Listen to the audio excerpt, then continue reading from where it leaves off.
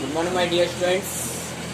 आप सभी विद्यार्थियों का आज की इस कक्षा में बहुत बहुत स्वागत है। मैं आपका विज्ञान अध्यापक शुभम तिवारी माया ज्ञान संस्कार एकेडमी मृदा से आप सभी विद्यार्थियों का हार्दिक स्वागत करता हूं। जो भी विद्यार्थी इस ग्रुप में जुड़े हुए हैं और अपना अध्ययन कर रहे हैं घर पर रहकर, सबसे पहले बात करता हूं, आशा करता हूं भगवान की कृपा आप सभी पर बनी रहे, आप सभी स्वस्थ सुखद और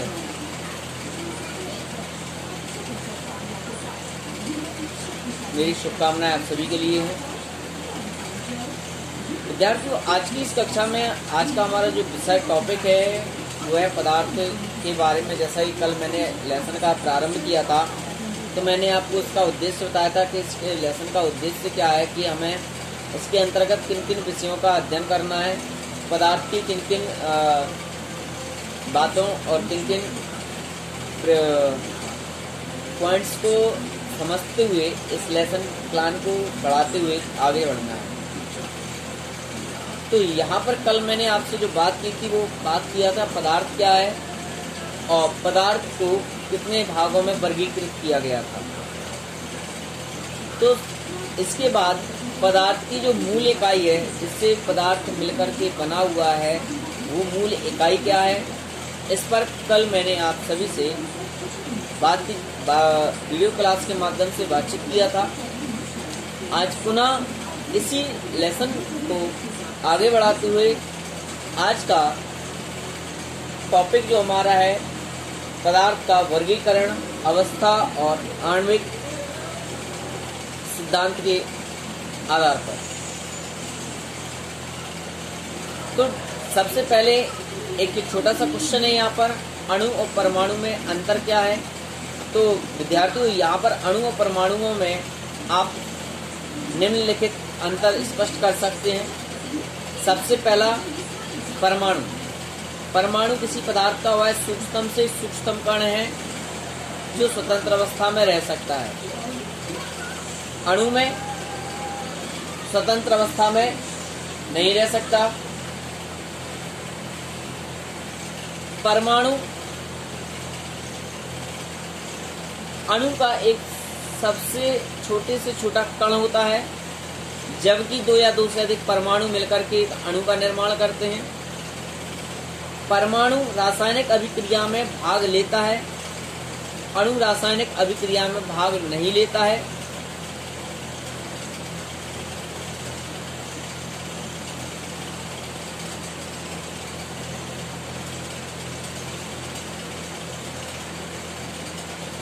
इस प्रकार से आप अणु और परमाणुओं में 2-3 अंतर स्पष्ट करके अपना इस क्वेश्चन को पूर्ण कर सकते हैं। पदार्थ की अवस्था के आधार पर पदार्थ को 3 भागों में बांटा गया है। पदार्थ प्रकृति में 3 अवस्थाओं में पाया जाता है, ठोस के रूप में पाया जाता है, द्रव के रूप में पाया जाता है और गैस अवस्था में पाया जाता है। ठोस पदार्थ में पदार्थ के जो अणु होते हैं जिससे कि मिलकर के वह बना होता है,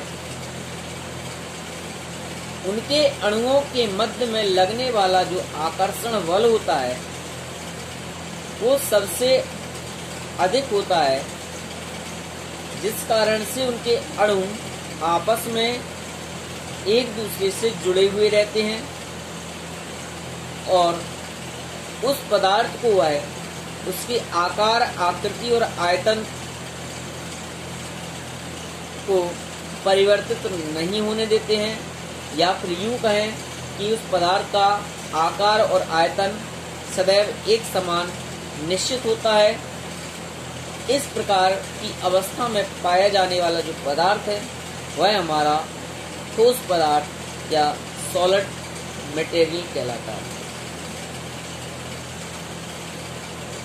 तो माय डियर स्टूडेंट्स, ठोस पदार्थ क्या है समझ में आ गया होगा।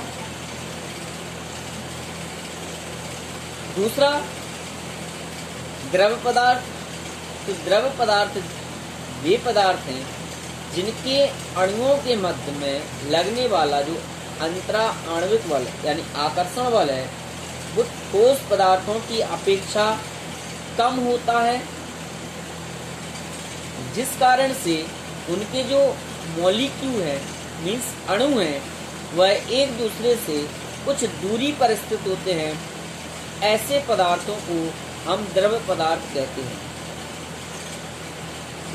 ये स्टूडेंट्स, द्रव पदार्थों का आकार और आयतन जो होता है वो आकार तो अनिश्चित होता है परंतु आयतन निश्चित होता है। जैसे मेरे पास अभी एक बोतल पानी है, एक बोतल पानी को मैंने बोतल में भरा, इस पानी का आकार बोतल के आकार का हो गया।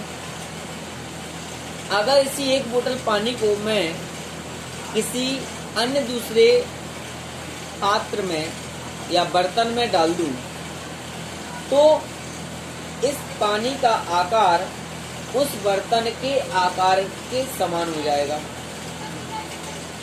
परंतु इस बोतल का पानी का जो आयतन है वो नहीं बदलेगा। ऐसा नहीं है कि हमने इस पानी को अगर भगोने में डाल दिया तो एक बोतल की जगह 2 बोतल हो जाए। तो यहाँ पर जिन वस्तुओं का, जिन पदार्थों का आकार तो अनिश्चित हो लेकिन आयतन निश्चित हो, ऐसे पदार्थ द्रव पदार्थ कहलाते हैं। तीसरा है गैस पदार्थ।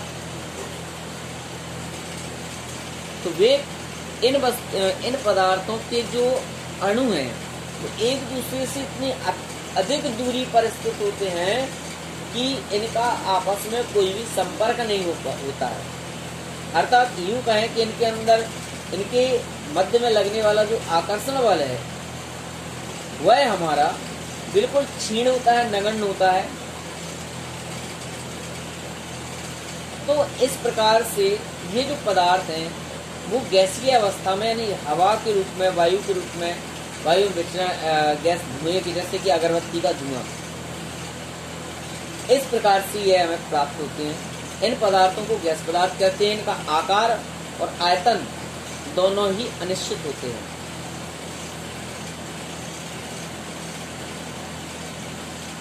तो इस प्रकार से ये तीनों अवस्थाएं पदार्थ की हैं। अब तीनों अवस्थाएं आपस में एक दूसरे में परिवर्तित होती रहती हैं। यानी किसी भी पदार्थ, ठोस से हम द्रव में जा सकते हैं, द्रव को गैस में बदल सकते हैं और गैस को पुनः ठोस में परिवर्तित किया जा सकता है।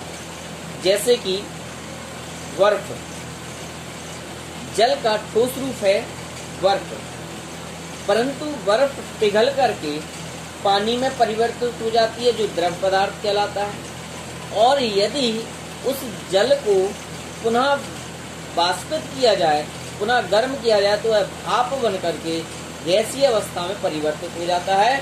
तो बर्फ से पानी, पानी से भाप बनी, तो ये ठोस द्रव गैस अवस्था में परिवर्तन हो गया। अब अगर इसका चक्र पुनः देखें गैस से, तो गैस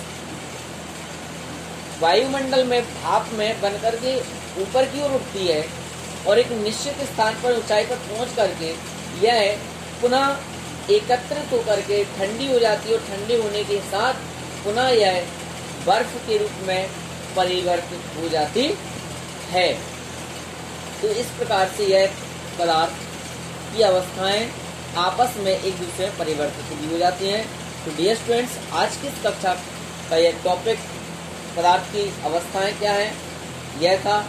आज पुनः लेसन 2 का जो लघुत्तरीय प्रश्न है मैं आपको वह लिखित रूप में भेज रहा हूँ। आप इसे 13 कॉपी में नोट करें और तीसरा पार्ट का यह दूसरा टॉपिक था, आप इसका अध्ययन करें। कल पुनः इसी समय पर आपसे वीडियो क्लास के माध्यम से उपस्थित हूँगा और तब तक के लिए आप सभी को शुभकामनाएं। आपका दिन शुभ हो, आप स्वस्थ रहें, यही कामना है। Thank you very much.